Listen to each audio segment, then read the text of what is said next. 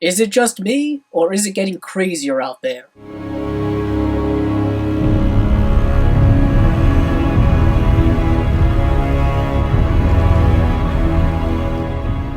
Joker is directed by Todd Phillips and is starring Joaquin Phoenix, Zazie Beetz, Robert De Niro, Francis Conroy, and Brett Cullen. Before I go any further, I just want to say there will not be any plot spoilers in this review. This film is set in the fictional comic book world of Gotham City circa 1981, and it follows the character of Arthur Fleck, who is portrayed by Joaquin Phoenix. He is a clown who is suffering from mental illness, and this film chronicles his slowly deteriorating mental health as he begins to slip slowly towards the character that we know as the Joker, and this film is essentially a Joker origin story. Todd Phillips is a director who is typically not known for doing dramatic films, especially not dramatic films that are this dark. He is typically known for doing more light comedy films like the Hangover trilogy, but this film is a complete 180 when it comes to the other films in his filmography.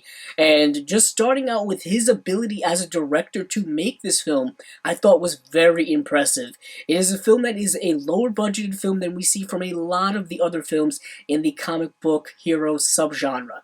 This film was made for about $55 million, which is a fraction of what many of the others cost, and man, does he utilize that low budget extremely well to make a film that is entirely a character film. It is centered entirely on the character of Arthur Fleck, and we see him in pretty much every single scene of this film, and what we see is a film that is structured in a rather interesting way because it's a very slow moving film. It's a very gradual film as we slowly see Arthur Fleck slip further and further away when it comes to his mental health. This film is centered very much on mental health, but I will get into that a little bit later. I want to stick with the positives when it comes to just the overall filmmaking techniques in this film. This film is shot like an indie art house film, and it's shot very beautifully. I think there are just many moments of this film where you get true features of artistic cinema when it comes to just visual cinema. We get to see things that are expressed physically and visually that we're not getting seen expressed when it comes to dialogue.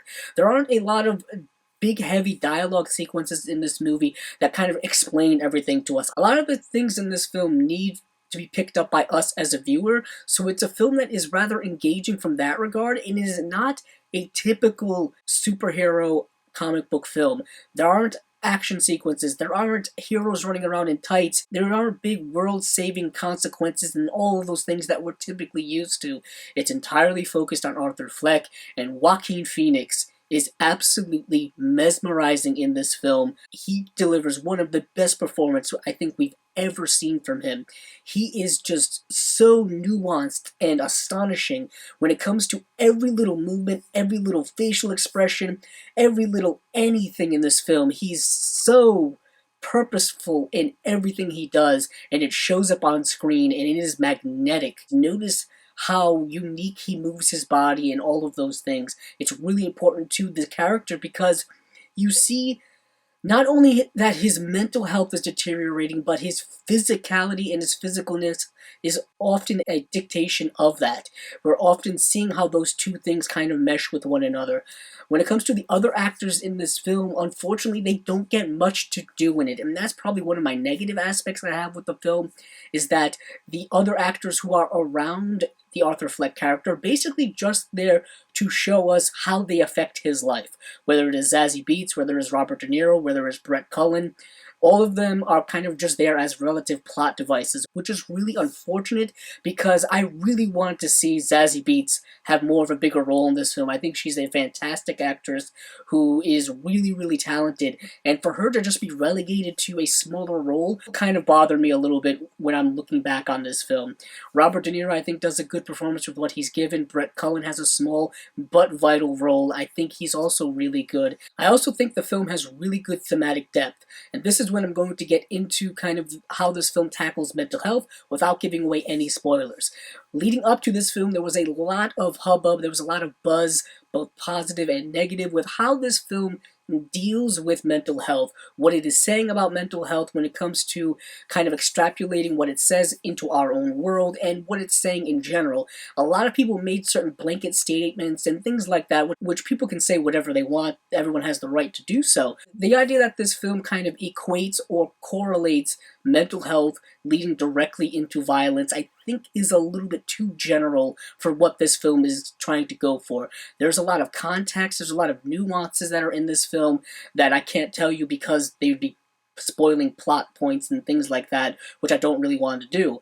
So the film takes mental health and it connects it with this idea of the degradation of society when it comes to classism, when it comes to income inequality, when it comes to just outside influences negatively affecting one's mental health can lead to tragic and violent things. That often happens within our society. I do not believe that this film glorifies violence or glorifies kind of mental health being an excuse for violence. I don't think it's trying to do any of those things. Now, those of you out there can extrapolate that from this film, and I can't change your mind about that, but I personally don't think that's what this film is trying to do. But what this film doesn't do is it doesn't offer any types of solutions. It doesn't really offer any type of hope when it comes to combating those things.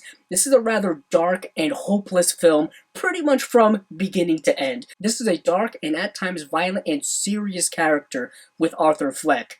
And oftentimes he's also sad as well because you can see him further slipping and slipping away when it comes to his sanity, and nothing is out there for him to latch onto to save himself. There is no safety net for him, and the film is commenting that there are often not safety nets for people who really need safety nets in our society. But I also think the tone can deter people from this film. If you're going into this film, like I said, thinking it's going to be a Batman film, thinking it's going to be a superhero film that you can watch with children or anything like that, that is not what this film is. If anything, this film does something that I really love, and that is push the envelope when it comes to what a comic book superhero film can be. It breaks the mold and pushes it further than I think any of the other comic book films that we've had so far, including Nolan's Batman, including Logan, which came out a few years, directed by James Mangold. And I really love that this film took chances when it came to things like that, because often these comic book superhero films do not take chances. They tend to play things rather safe, and I don't think this film played things safe at all. But with all that being said, I'm going to give this film a 4.25 out of 5 stars. I think it's a unique, dark, interesting character film. Joaquin Phoenix is amazing. The direction from Todd Phillips I think is really good. And the score in this film is absolutely amazing. The score meshes so well with certain scenes that it really emboldens the tone and really emboldens what these scenes are trying to express and what the actor is trying to express on screen. But it is not a film for everyone. The dark tone can deter people. The other characters are kind of left aside, so you don't get much from them. But I do kind of recommend this film for people who are kind of sick of the regular generic comic book films that we get so many times per year. This is something completely different. That has been my review of Joker. If you like this video, please check out the other videos on my channel.